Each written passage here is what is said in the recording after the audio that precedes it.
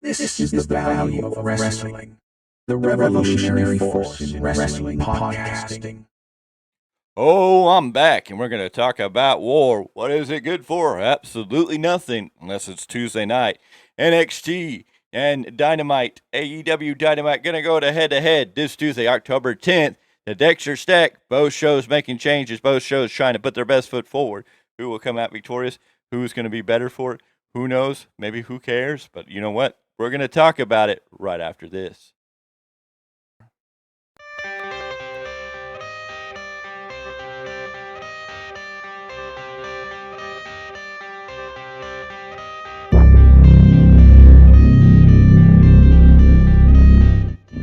Oh, yes, ladies and gentlemen, now I'm back again tonight on the Big Time, right here on the Value of Wrestling with the Big Time Rants.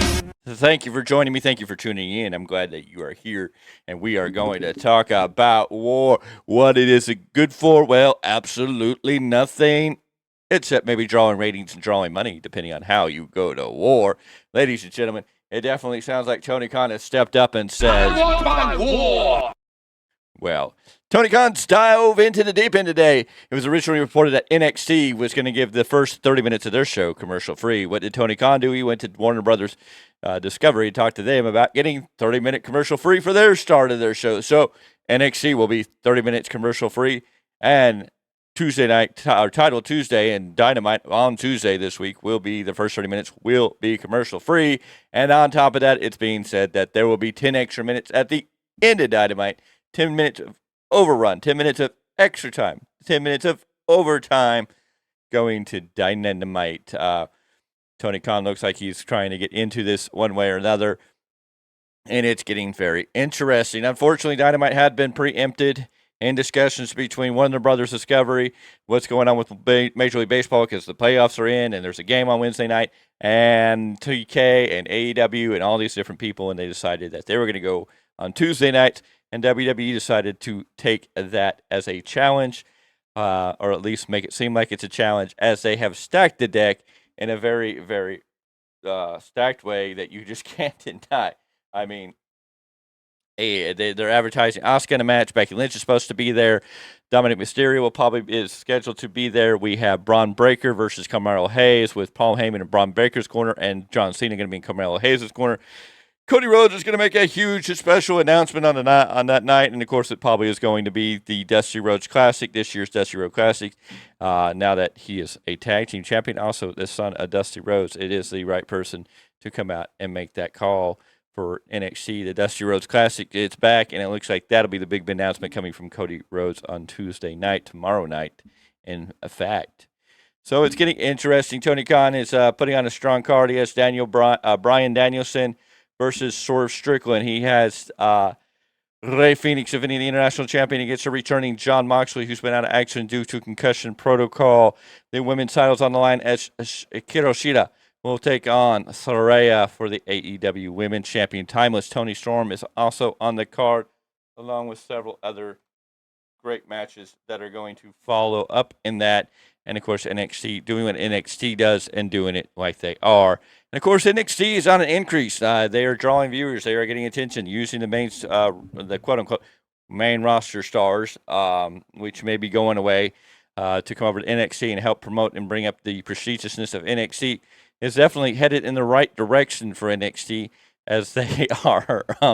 Yeah, it's always funny when you look at camera and see a cat's head sticking off half the screen. But anyways, NXT is definitely trying to get this NXT to look more and more legit.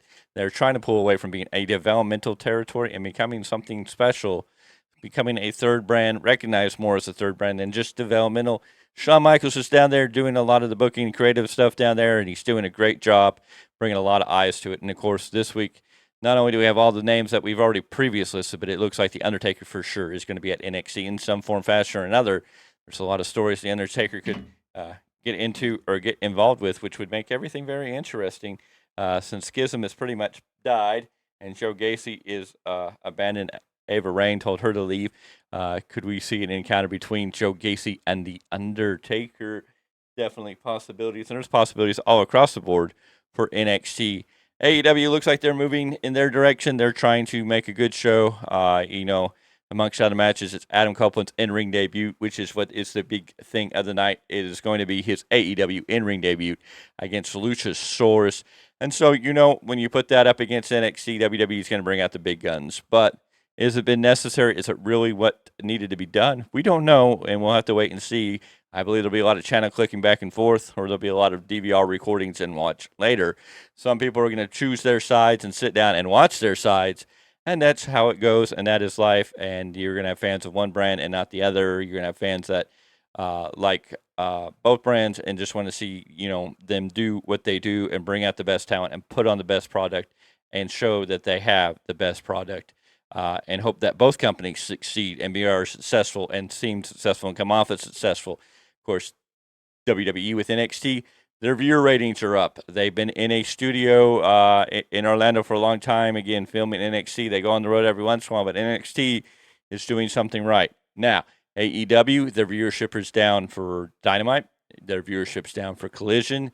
Their ticket sales are even down, which is says a lot. So, Tony Khan's got to really focus on what is missing and what do they do. Can they, scale back? Maybe they need to sell more tickets and focus on getting Dynamite back out there on a live show. And maybe they need to put one of their shows into a studio. Maybe they take Collision off the road for a while until they can get Dynamite back up and get those ticket sales back up. Maybe they take Rampage and turn it to a Ring of Honor show for that hour. So AEW has a lot of TV, and we get a lot of the same people across the 3 days of TV. I know he tries to mix it up every once in a while with different stars plugged in there, but it seems like a lot of the same stars sometimes get on all these brands, and it's like, you have that much hours of TV, we need to do something different. And of course, in 2 weeks' time, 2 weeks, or not even 2 weeks, a little less than 2 weeks, I guess now, but a week from Saturday, this Saturday, Collision will be on the 14th, which also serves now, as we know, a match for the TNT title be on the line as Christian will take on the winner of the Swerve Strickland Bryan Danielson match from Title Tuesday. He will take on them on Collision on Saturday, which is October 14th, and then October 21st. We're going to get 2 hours of Collision followed by 2 hours of Battle for the Belt. So we're going to get 4 hours of AEW TV in one night. And so that might upsell some tickets coming out of the same venue. You're going to get 4 hours of time, but I don't know if that's going to be key. And that's a lot of TV time for viewers to stay invested in 2 hours of a regular TV program and then 2 hours of an extra title vignette, Battle of the Belts. And who knows what belts are being defended on there. Could it be Ring of Honors? Could it be New Japan's? Could it be AEW titles? There are so many titles on AEW that you kind of get worn out by all the title matches. And again, it also, to me, could be something that hurts the brand. You create shows to build to your pay-per-views, and when you have your titles being defended constantly, or you have, because the women's title is defended on Dynamite, the International Championship again being defended on Dynamite, and then we have Collision, then we have next week, the TNT title is going to be defended on Collision. We don't know if any other titles will be defended again during that week. Then we don't know what's going to be on the Battle of the Belts. And like I say, if you're going to have a Battle of the Belts event, you want that to be special. If you're going to have a Title Tuesday episode as a one-off, great, but you need to make it feel special.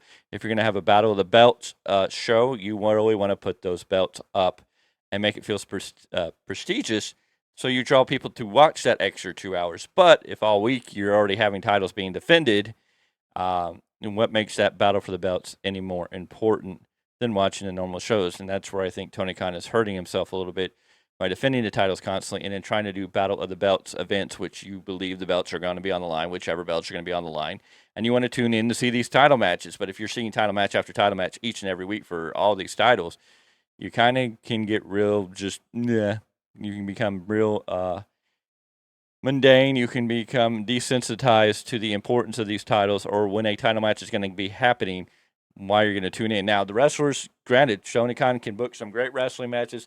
He's good at putting some fantasy matches together and putting two guys in the ring that we are dying to see, and that'll draw attention, but that also seems to be running its course.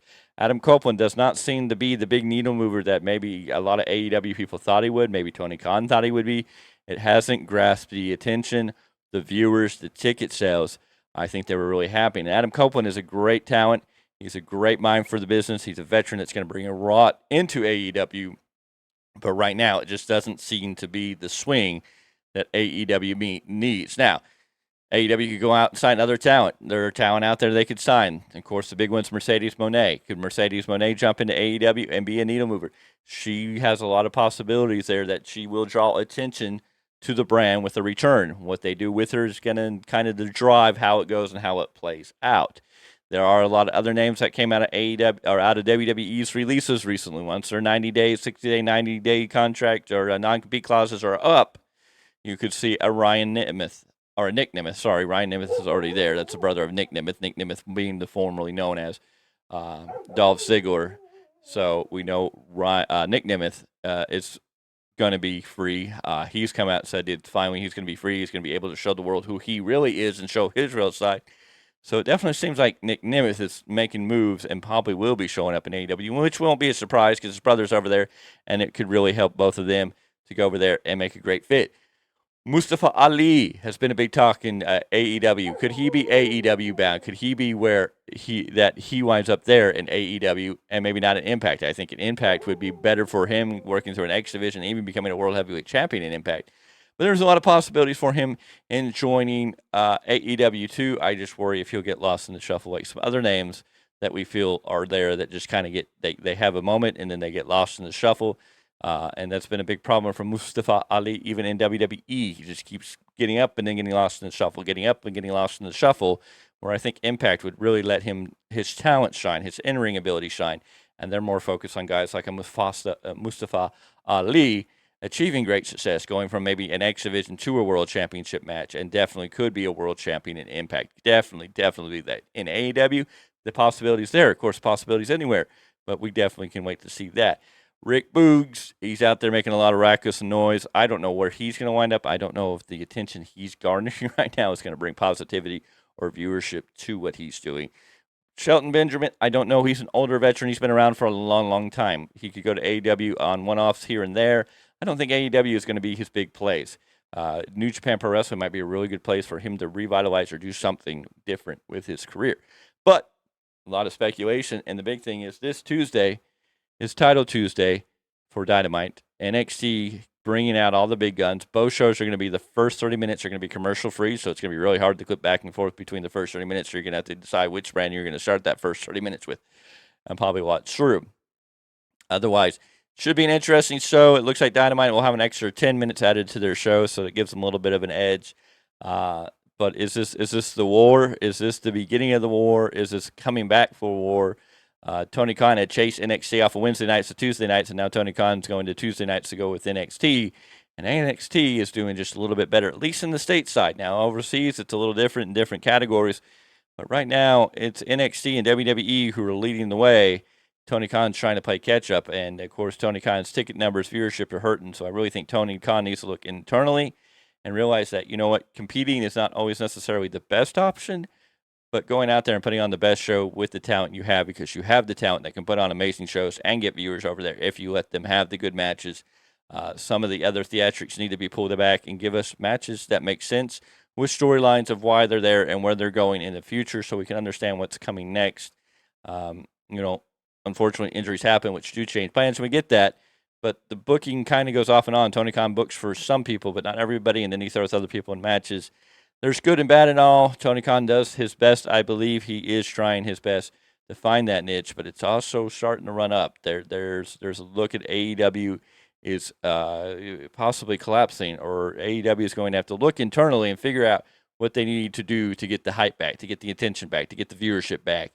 And they're definitely capable of doing it. Tony Khan's definitely capable of doing it. There's a lot of talent and a lot of great minds there that can move that needle back in the other direction or at least balance it out. AEW hits and misses.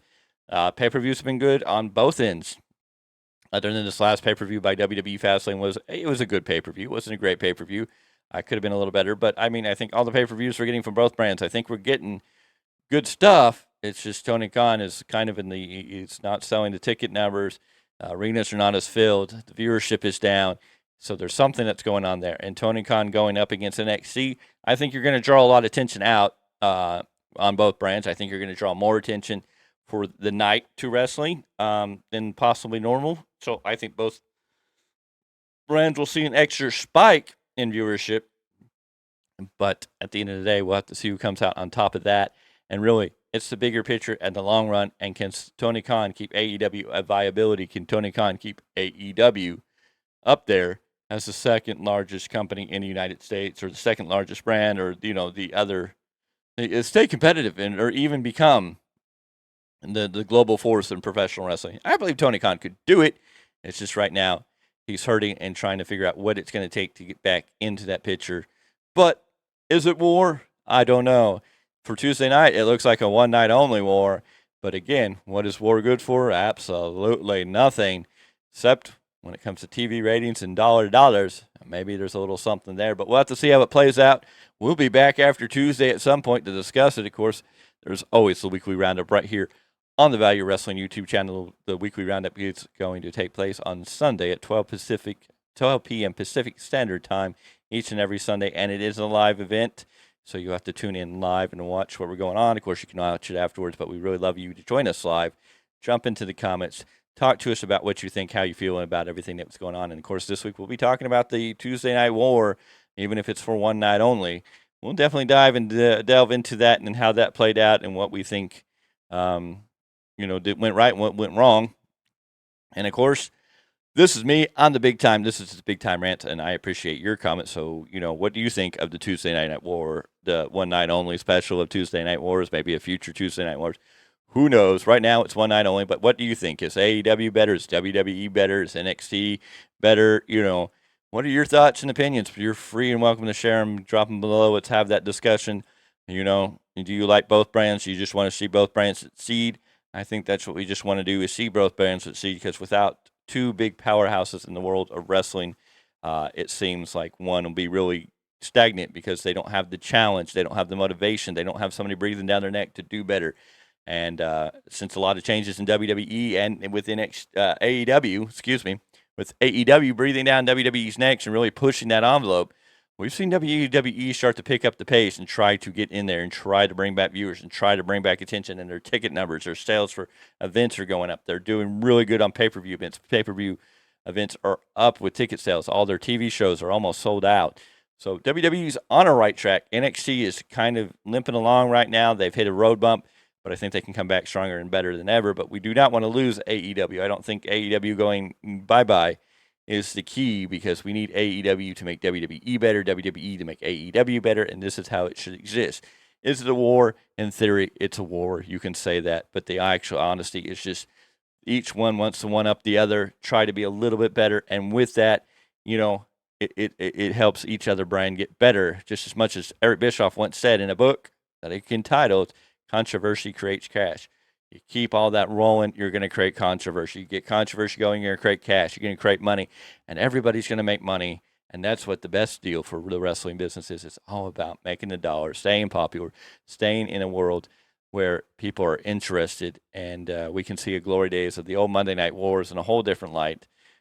Don't really need the war, but if WWE and AEW are kind of competing against one another, trying to one-up one another and pushing each other to get better and be better, then for us, the fans, it's a win. For the wrestlers, it's a win.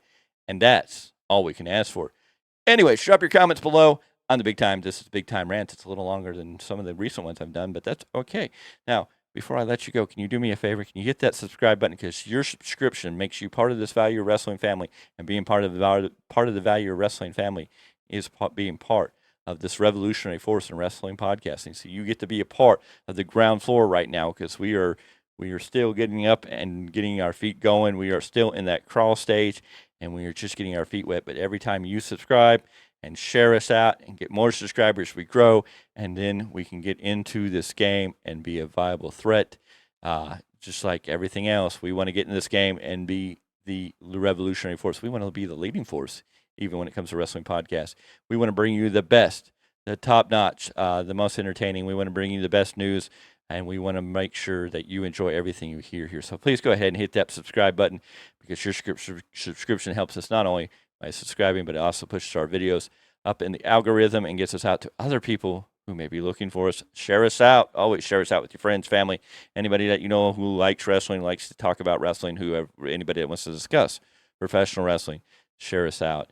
Also hit that bell for notifications so when new videos like this or when we go live. Come on, whenever we go live, like I said, we go live on Sundays. We go live after pay-per-views, and who knows when else we may pop up live. You want to ring that bell so when we do a live video, you can join us, jump in the chat, and join that live conversation, because that is the best experience, is when you're in that chat and you're giving us your feedback and we're reacting to your feedback and we're having that discussion. That is what makes this all wonderful and fun also. So go ahead and ring that bell so you're up to date when all new videos come out too, because there's always new videos coming out from all angles and all of our people here that are working hard and diligently at the Value of Wrestling to bring you the very best in content. So we thank you for being here. I'm the Big Time. I need to stop rambling and going on and on and on, but I will tell you this. Till the next episode, I will see you then. Thank you for joining me. Until then, I will say, well, it didn't work when I wanted it to. It went to doo-doo as soon as I tried to use it. Oh, there we go. Let's get out of here.